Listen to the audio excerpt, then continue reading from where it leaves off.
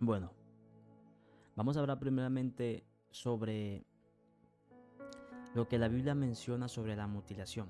¿Por qué? Porque escuchando a este hombre hablar, este hombre eh, ciertamente, tristemente, porque verdaderamente que lo escucho hablar y es una persona que no sabe lo que está diciendo y que cree lo que está diciendo fielmente. Pero un hombre dijo una vez, uno puede ser sincero en lo que siente y en lo que cree, pero puede estar sinceramente equivocado. Entonces, lo importante aquí es qué dice la Biblia. Quiero agregar que esto lo hice porque un amigo, un compañero de trabajo que aprecio mucho, que anhela saber más, escuchó a este hombre y se sintió muy convencido de esta doctrina que este hombre enseña.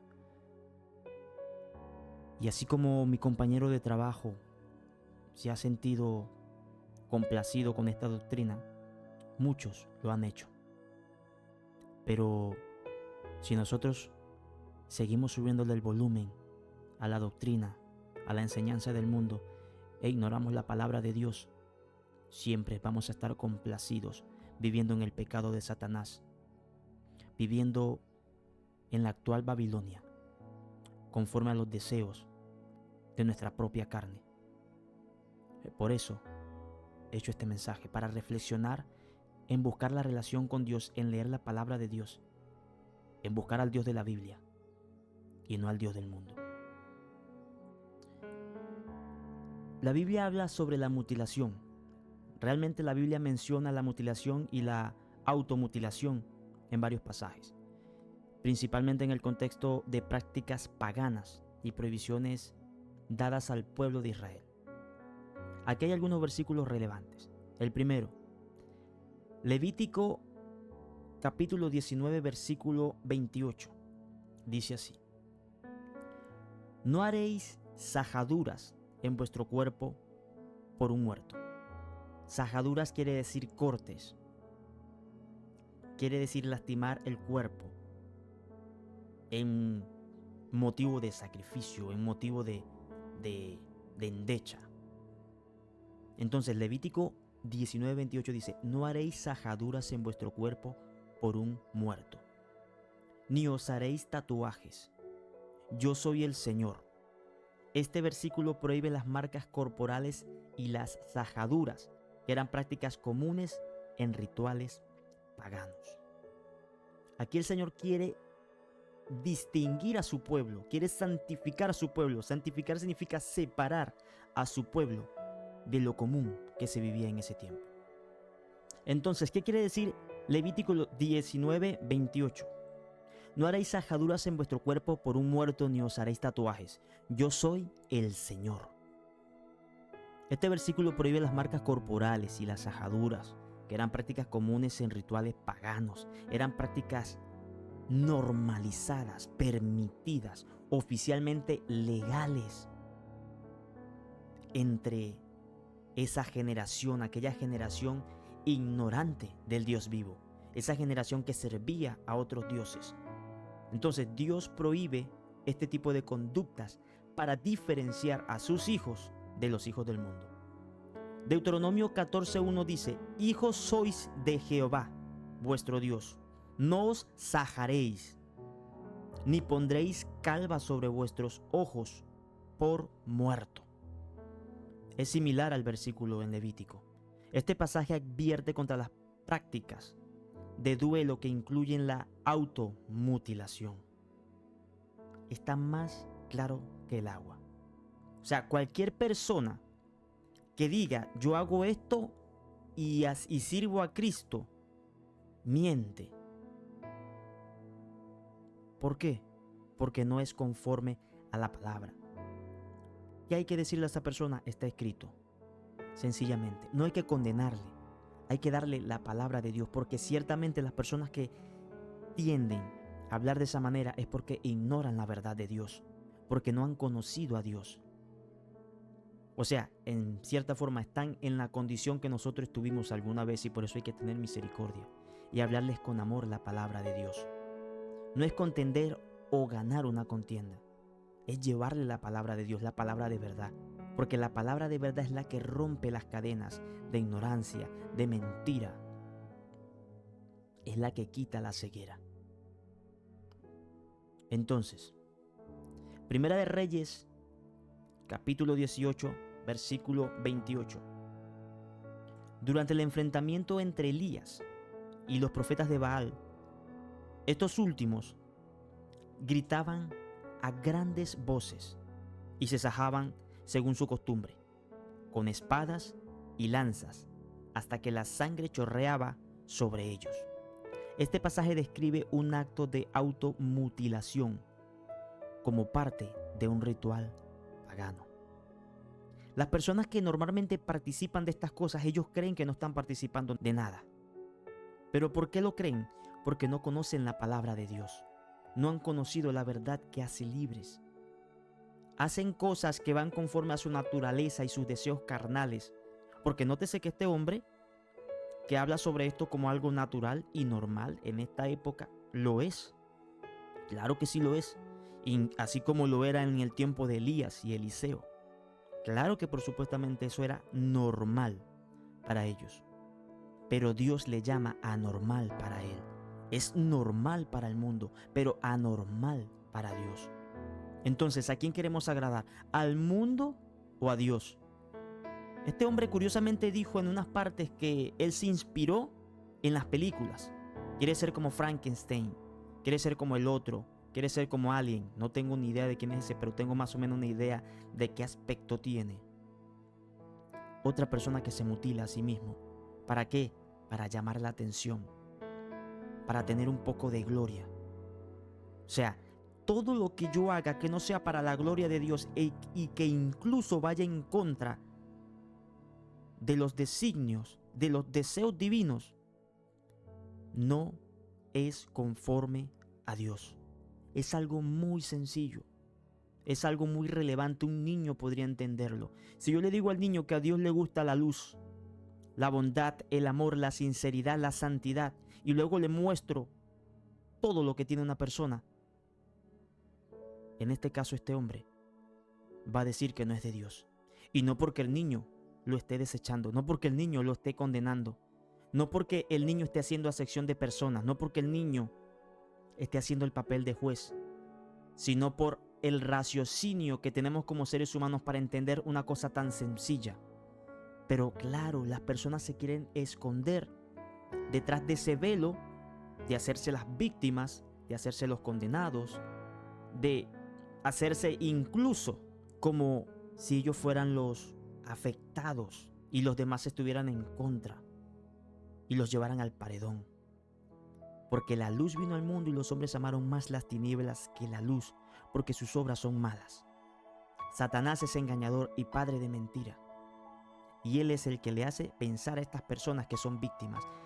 Pero entendemos que tienen ataduras demoníacas. Entendemos que no son ellos. Entendemos que su naturaleza les lleva a complacerse a sí mismos. Y los placeres y las complacencias de la carne son enemistad contra Jehová. Esto es normal, eso hay que entenderlo. Como cristianos tenemos que entenderlo. Pero tenemos que leer la palabra de Dios para que el día que se nos demande razón de nuestra fe, tenemos que decirles con amor esta palabra. Pero que sea el Espíritu Santo hablando para que sea una palabra certera. Porque yo podré saber mucho de Biblia, como este hombre sabe un poco de Biblia. No digo que sepa mucho, pero sí sabe un poco. Cita convenientemente los versículos que confunden a otro.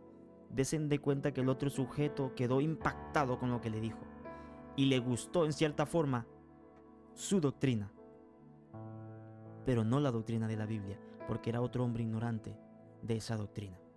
Entonces, Marcos capítulo 5 versículo 5 en el Nuevo Testamento se describe a un hombre poseído por un espíritu impuro que andaba entre los sepulcros y en los montes dando gritos e hiriéndose con piedras.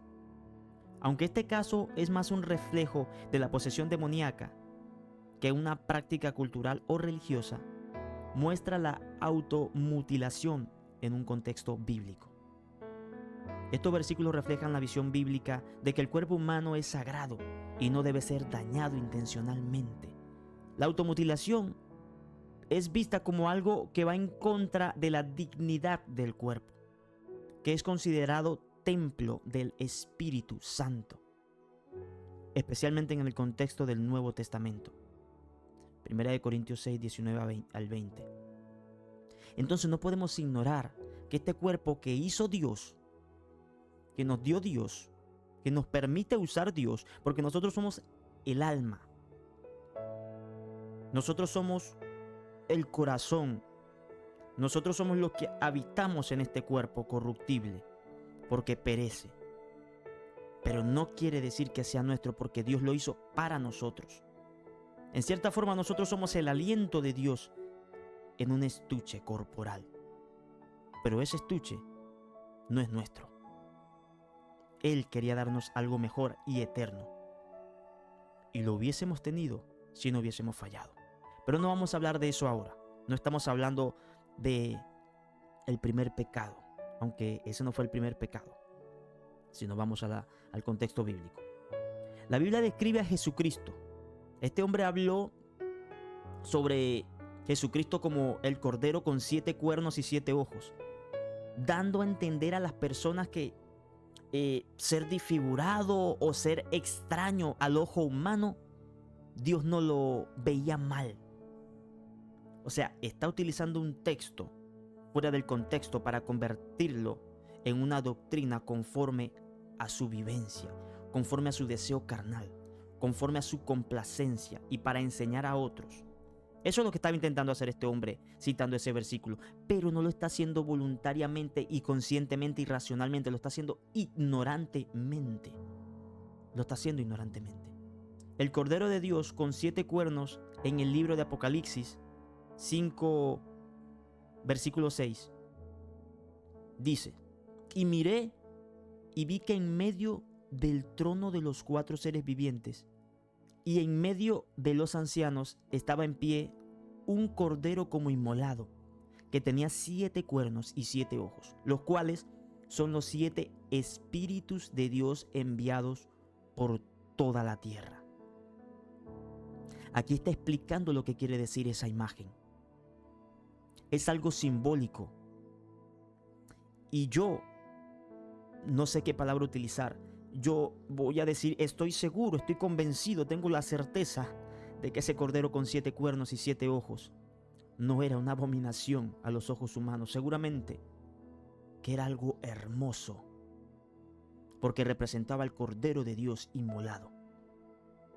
Este versículo simboliza la plenitud y perfección del poder y la sabiduría de Cristo, representado por los 7 cuernos y los 7 ojos, que son los 7 espíritus de Dios. Es una imagen que comunica la autoridad y la omnipresencia del Cordero en su papel redentor y divino. Aquí no estaba dando a entender la Biblia, la palabra de Dios, Cristo o Dios mismo, que Él quiere una humanidad extraña. No, Él nos creó de una forma, nos hizo de una forma, nos hizo perfectos. Perfectos. Ahora que nosotros hemos elegido cambiar lo que Dios creó cuando nos miramos un espejo y despreciamos lo que Dios hizo, eso habla de una naturaleza inconforme con la perfección de Dios. Porque la perfección de Dios no la entendemos. Él nos hizo perfectos. Somos una raza, en este caso humana, única y perfecta ante Dios, porque Él la hizo y la hizo perfecta. Nosotros somos los que queremos parecernos a los animales, que también los hizo perfectos, pero en su rama, en su raza, en su especie, en su propósito. Ellos son perfectos para lo que fueron hechos, pero jamás van a ser como nosotros y nosotros jamás seremos como ellos, porque Dios es un Dios de orden, es un Dios de variedad, es un Dios perfecto. Los 7 cuernos simbolizan la plenitud del poder. En la cultura bíblica, el cuerno es frecuentemente asociado con la fuerza y la autoridad. Por ejemplo, en el Antiguo Testamento los reyes son ungidos con cuernos de aceite. Por lo tanto, 7 cuernos indican la posesión completa y perfecta del poder, sin limitaciones ni defectos. Los 7 ojos, por otro lado, representan la omnisciencia y la sabiduría perfecta. Estos ojos son descritos como los 7 espíritus de Dios enviados por toda la tierra, lo que sugiere una visión y presencia que abarca todo el mundo. En la numerología bíblica, el número 7 simboliza la totalidad y la perfección, por lo que estos 7 ojos enfatizan la capacidad de Cristo de ver y comprender todas las cosas. Para nosotros entender la Biblia y leerla tenemos que tener una relación con el Señor, con el Padre, con el Hijo y con el Espíritu Santo. Si nosotros no recibimos la guía, la dirección y de cierta forma caminamos de la mano con el Señor a través de las Escrituras, nosotros no vamos a entender estas cosas, pero no vamos a comprender todas las cosas. Vamos a ser instrumentos para llevar el mensaje propicio en el momento propicio a las personas o a la persona propicia. Pero el fin del Evangelio no es entender a Dios, es creer en Dios, es recibirle como Señor y Salvador, es poner nuestra fe en Él. El fin del Evangelio nunca fue traernos a conocer todas las cosas. Hay muchas personas que dicen, yo no sigo a Dios porque no entiendo nada. Yo no sirvo a Jesús porque no comprendo aquello y lo otro. Es mentira. No lo siguen porque es más placentero seguir al diablo. No le tengo que dar explicaciones al diablo. Cualquier cosa que yo haga, para mi placer, agrada a Satanás. Es fácil agradar a Satanás. Lo difícil, lo de valientes, lo de guerreros, es buscar agradar a Dios. Eso es lo complicado. La referencia a los 7 espíritus se interpreta comúnmente como una alusión al Espíritu Santo en su plenitud de operación y manifestación. En la teología cristiana, el Espíritu Santo es el tercer miembro de la Trinidad, y su presencia en 7 formas podría simbolizar su trabajo completo y multifacético en la iglesia y en el mundo. En conjunto, estos símbolos nos hablan de un Cristo que es todopoderoso y todo conocedor, cuya redención y gobierno se extienden a través de toda la creación. El Cordero que fue sacrificado es ahora exaltado con poder y sabiduría y está activamente involucrado en la historia humana y en el cumplimiento del plan divino. Este pasaje lleno de imágenes y metáforas nos invita a reflexionar sobre la majestuosidad y la soberanía de Cristo y sobre cómo estas verdades eternas pueden influir en nuestra vida diaria y espiritual. Es un recordatorio de que a pesar de las tribulaciones presentes hay una esperanza y una victoria final que se encuentra en el Cordero de Dios. Son cosas fascinantes, son cosas muy profundas para entenderlas. Pero nosotros no fuimos llamados a entenderlas. Fuimos llamados a recibirlas reverentemente como palabra viva de Dios. Y siendo Dios un Dios de propósito, porque no entendamos algo, no quiere decir que no sea lógico. Simplemente que nuestra mente finita nunca va a encajar en la mente infinita de Dios. Además, 1 Corintios 6, 19 al 20 nos recuerda que nuestro cuerpo es templo del Espíritu Santo y debemos honrar a Dios con él. 1 Corintios 6, 19, 20. ¿O ignoráis que vuestro cuerpo es templo del Espíritu Santo, el cual está en vosotros, el cual tenéis de Dios, y que no sois vuestros? Por tanto, glorificad a Dios en vuestro cuerpo y en vuestro espíritu, los cuales son de Dios. Y está muchísimo más claro que el agua. Estos versículos nos enseñan a cuidar nuestro cuerpo y presentarnos de una manera que sea coherente con nuestra fe y valores cristianos. Ciertamente la palabra de Dios es para los cristianos. Es como un alimento espiritual. ¿Acaso un vegano come carne? Voy a irme a otro ejemplo. ¿Acaso un león come pasto o una oveja come carne? No, el mundo alimenta la carne siendo engordado para el matadero. Nosotros nos alimentamos con la palabra de Dios como ovejas. Es nuestro maná, es nuestro pasto, nuestro alimento espiritual. Yo invito a todos aquellos que me oyen en esta hora a que se conviertan a Cristo y puedan deleitarse en el maná de Dios, que es su palabra, porque no solo de pan vivirá el hombre, no solo de alimentar la carne, sino de toda palabra que sale de la boca de Dios. La palabra de Dios es viva y eficaz. La Biblia utiliza la metáfora del cuerpo para describir la relación entre Jesucristo y la iglesia. En 1 Corintios 12:27 se afirma claramente que los creyentes son el cuerpo de Cristo y cada uno es un miembro de ese cuerpo. Esto fue lo que citaba este hombre, este sujeto, para decir que no hay que congregarnos, que nosotros somos la iglesia. Le dijo al otro sujeto, tú y yo somos la iglesia. Eso no tiene un sustento bíblico. Leamos 1 Corintios 12:27 y dice así: ahora bien, vosotros sois el cuerpo de Cristo y cada uno individualmente un miembro de él. Este pasaje indica que la iglesia no es un edificio o una institución, sino un grupo de personas que creen en Jesucristo y están unidas en él. En cuanto a la idea de que todo el mundo es la iglesia, la Biblia no enseña que toda la humanidad forma parte de la iglesia de Cristo. La iglesia está compuesta por aquellos que han puesto su fe en Jesús y han sido bautizados en su nombre.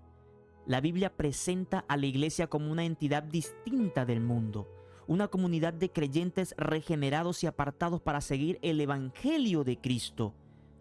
En ningún momento presenta la Biblia a todo aquel que dice yo creo en Dios como iglesia, sino aquel que dice yo le creo a Dios, yo recibo lo que Dios me dice, lo recibo como mi Señor primeramente y luego mi Salvador. El mundo quiere un Salvador, pero no quiere un Señor, porque si tuviera un Señor, hiciera lo que su Señor manda. Y la palabra de Dios enseña, si me amáis, guardad mis mandamientos. El que guarda mis mandamientos, ese es el que me ama, dice la palabra. Esto es lo que enseña la Biblia. En Mateo 16:18 Jesús dice: y yo también te digo que tú eres Pedro, y sobre esta roca edificaré mi iglesia, y las puertas del Hades no prevalecerán contra ella. Este versículo muestra que Jesús tiene la intención de construir su iglesia, lo que implica una distinción entre la iglesia y el resto del mundo. La iglesia es vista como una sociedad diferente, llamada a una vida en el espíritu y opuesta a la cultura mundana. Por lo tanto, mientras que la iglesia es el cuerpo de Cristo formado por los creyentes, no se enseña que todo el mundo sea parte de la iglesia de Cristo, según la Biblia, según la palabra de Dios, que no miente. La Biblia enseña que ser cristiano es más una cuestión de fe y relación con Dios que de asistencia a un lugar específico de culto. Eso es una suprema verdad. Ser cristiano, ser iglesia no es solamente asistir a un lugar de culto. Por supuesto que no. No todo el que va al culto es cristiano, pero todo aquel que le rinde un culto a Dios, ese sí es un hijo de Dios. Y con rendirle al culto no quiero decir que vaya al culto. Quiero decir que día a día, racionalmente, entregue su cuerpo al sacrificio, muera en la carne para vivir en el espíritu, diariamente sometiendo sus deseos carnales a Jesucristo, el dador de la vida, el dador de la fuerza para seguir adelante, el dador de la voluntad para alejarnos del pecado. Esa doctrina fue la que él quiso utilizar para decir que no hay que ir a la iglesia, que la fe es una relación con Dios. Eso es cierto, pero no lo dijo completo y tampoco lo vive, porque también enfatiza la importancia de la comunidad y el reunirse con otros creyentes. Un versículo clave que se refiere a la importancia de congregarse es Hebreos 10:25. No dejando de congregarnos como algunos tienen por costumbre, sino exhortándonos, y tanto más cuando veis que aquel día se acerca. Este versículo sugiere que aunque la salvación no depende de la asistencia a la iglesia, el reunirse regularmente con otros creyentes es importante para el crecimiento espiritual y la mutua edificación. Por otro lado, la relación personal con Dios y la fe en Jesucristo son fundamentales para ser cristianos. Juan 1:12 al 13 dice: Mas a todos los que le recibieron, a los que creen en su nombre, les dio potestad de ser hechos hijos de Dios, los cuales no son engendrados de sangre, ni de voluntad de carne, ni de voluntad de varón, sino de Dios.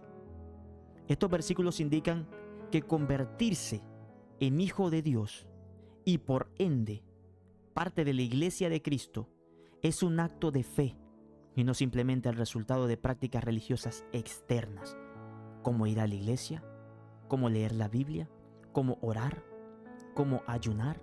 Esos son el fruto del Espíritu Santo, el deseo y el anhelo de un creyente, de alguien que ama a Cristo, de alguien que tiene una relación con Cristo. Pero no todo el que hace estas cosas es cristiano. Pero el que es cristiano ama, anhela, desea hacer estas cosas. La iglesia, según la Biblia, es el cuerpo de Cristo y cada creyente es un miembro de ese cuerpo. Como se menciona en 1 Corintios 12:27, vosotros pues sois el cuerpo de Cristo y miembros cada uno en particular. Esto significa que la iglesia no es simplemente un edificio o una reunión, sino la comunidad global de todos aquellos que han puesto su fe en Jesús.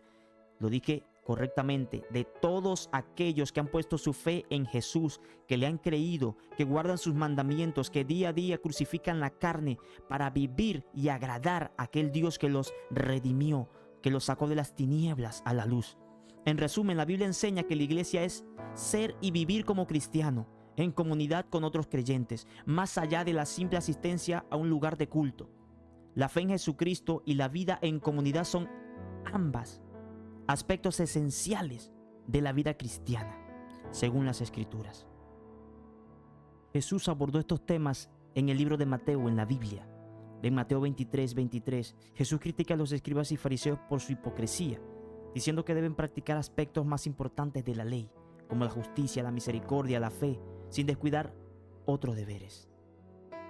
En cuanto a seguir las enseñanzas de los fariseos, pero no sus acciones, Jesús instruye a sus discípulos en Mateo 23:3 diciendo que deben hacer todo lo que los fariseos y maestros de la ley les digan, pero no imitar sus acciones, ya que ellos no practican lo que predican. Estos versículos resaltan la importancia de la coherencia entre lo que se enseña y lo que se hace, y la necesidad de enfocarse en la justicia y la misericordia sobre las prácticas rituales.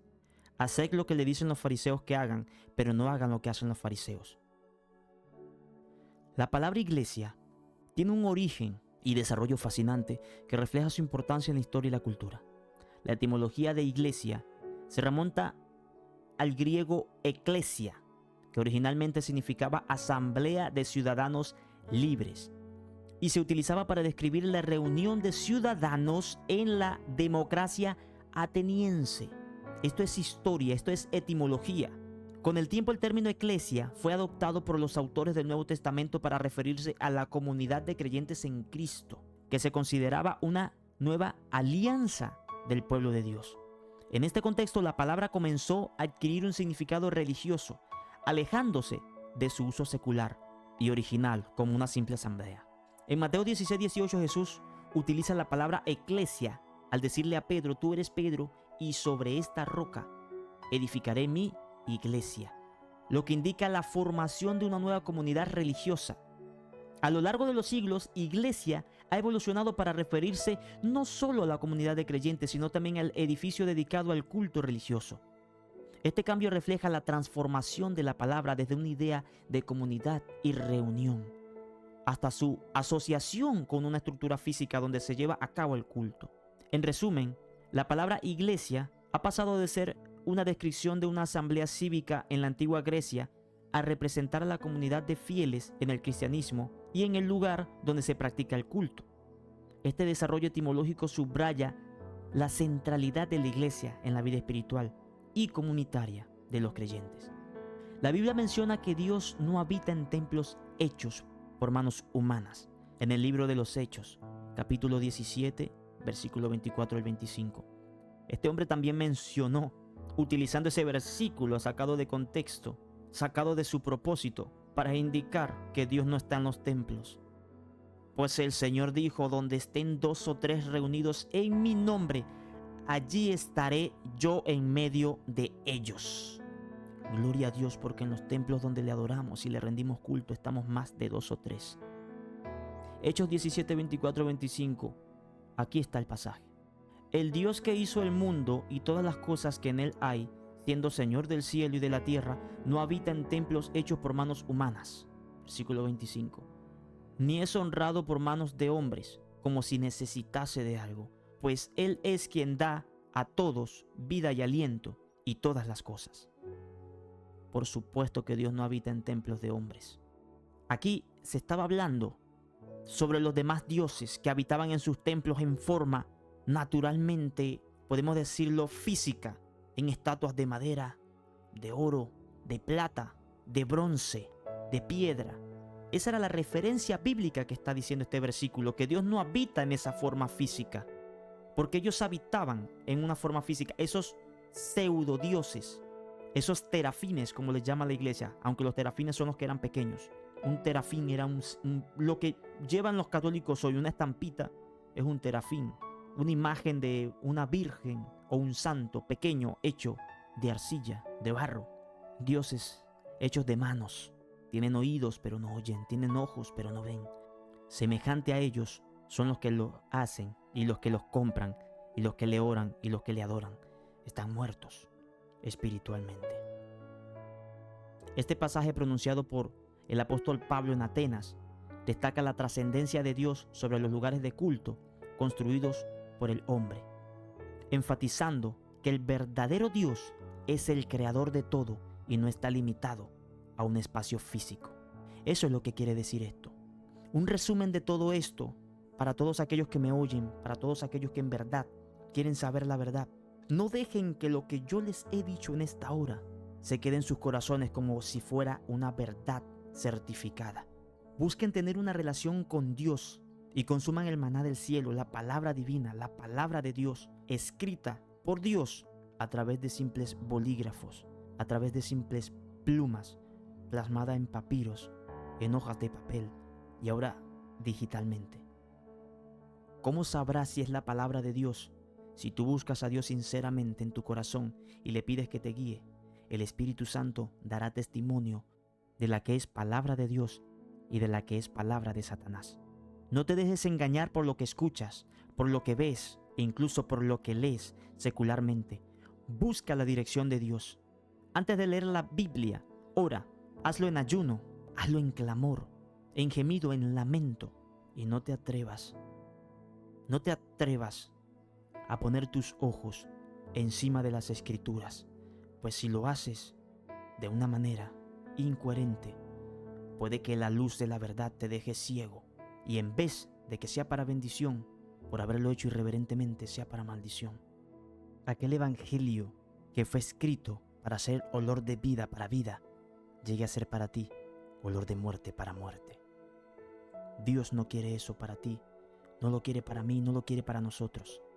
No permitas que el conocimiento de tus ancestros, la cultura de tus ancestros, las costumbres de tus ancestros, la religión de tus ancestros, dirija tu fe. Permite que el Dios vivo, el Dios de toda la tierra, el Dios de toda la creación, incluyendo el universo entero, y todas las cosas que se ven y las que no se ven, que ese Dios te guíe a la eterna verdad. Porque como dice un dicho secular, el que no conoce su historia está condenado a repetirla. Y el único requisito para perderte es no hacer nada. Dios te bendiga.